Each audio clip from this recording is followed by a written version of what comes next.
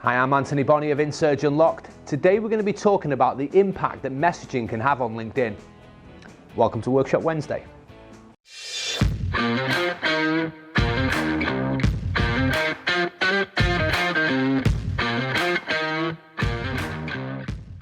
Welcome back, everyone. So this week we're going to be talking a little bit about messaging and what impact that has on your LinkedIn account. There will be some people who tell you do not direct message. I can assure you, here at inSurge we have hundreds of clients that direct message their potential customers and get fantastic results. It's all about quality and being smart. So I want to walk you through a few things that will actually help you get a better direct outreach. Okay, so first of all, one of the things that you're going to be doing on LinkedIn, or you should be doing, is making sure that the people that you're connecting with are your potential customers. So understand your audience, and when you're building that audience, make sure that they fit within the kind of people who will use your products and services. Now, once you've done that, you may want to then look at reaching out to them via connecting and messaging. Once you've identified all those people, you want to put them in your network for the long term. So when you're reaching out to them and connecting with them, the last thing you want to do is put them off straight away. So your initial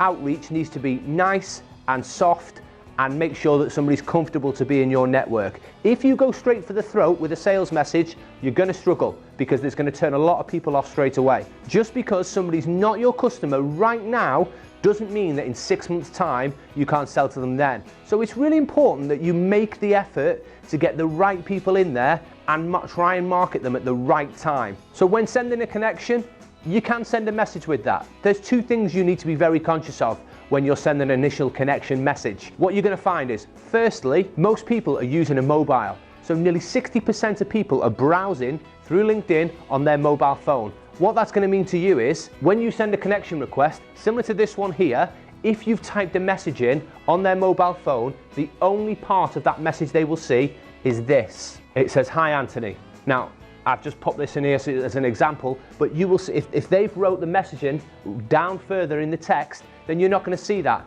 And most people are then going to look at it, look at the title that you have. Obviously your title's important and your pitch is important, but they're going to look at this and say no or yes, one or the other.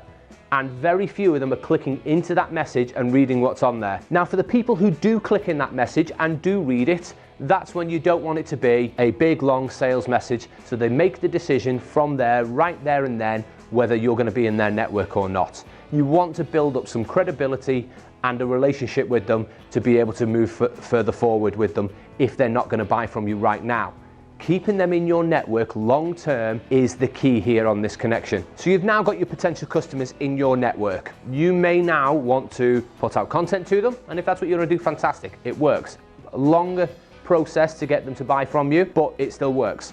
If you want to direct message, there are a few things right now which will have a negative impact. So be cautious of a couple of things. Firstly, don't send War and Peace. Nobody wants to get a message that's going to take them 3.5 to 5 minutes to read, and it gives you every bit of information about what that company does. People will just look at it and think, boring, I'm moving on. They'll read the opening couple of lines. If it's not engaging with them straight away, they're gone. Don't waste your time. Secondly, don't send a calendar link in a message. There is nothing worse to a potential prospect than me turning around and saying to you, I'd love to talk to you about what we do. When you can fit me in, jump in my calendar when it's convenient for me. That's not sales. That's not how this works. Nobody's going to take kindly to having to slot themselves into your calendar. So if you want to reach out to them, that's fine, but don't send your own calendar link. Now, there may be a few of you out there that are on LinkedIn for dating.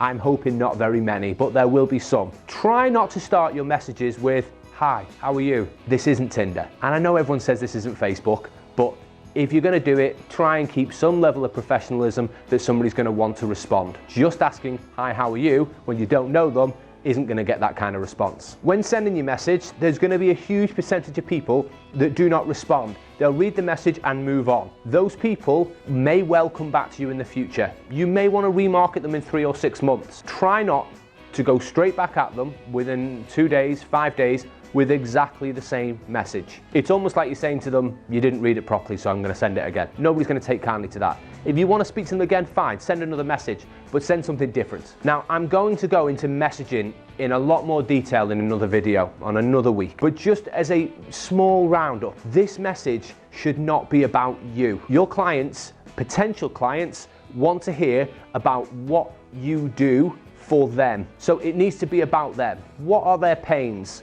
What are the problems that they are likely to be having that you solve? These are the things that you need to be talking about to get them to relate to you. Talking about you being award winning and how fantastic you are as a company is not going to be something that's going to engage them. Talking to them about a problem that they currently have that you're able to solve is much more likely to get a response. Now, this one seems very simple, but I think it's really important.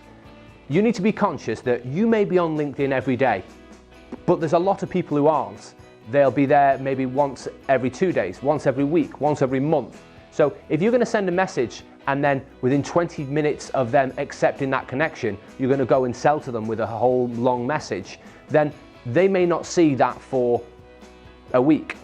So you need to space out how much of an outreach timescale you leave. So once you're connected, give them a bit of time to digest that connection, to maybe have a look at your profile, have a look at their profile, so that you've got some understanding of who they are. Now, these are just a few small snippets of how to approach your messaging on LinkedIn. It is a tricky task. Be under no illusion. I've spent months and months and months and months trying to perfect and get the best messaging, but realistically, it all comes down to your audience. So the best advice I can ever give you is understand your audience, know who you're speaking to, and know the kind of things that they are likely to respond to. Right, guys, thanks for watching as always. I always appreciate your support, so please keep sending me your messages and your connections. Any information you need on LinkedIn, as many of you now know out there, I am always happy to help. I will respond to every message I can to give you any LinkedIn support that I can. You can follow me on LinkedIn, you can subscribe to me on YouTube, and I will see you next time for Workshop Wednesday.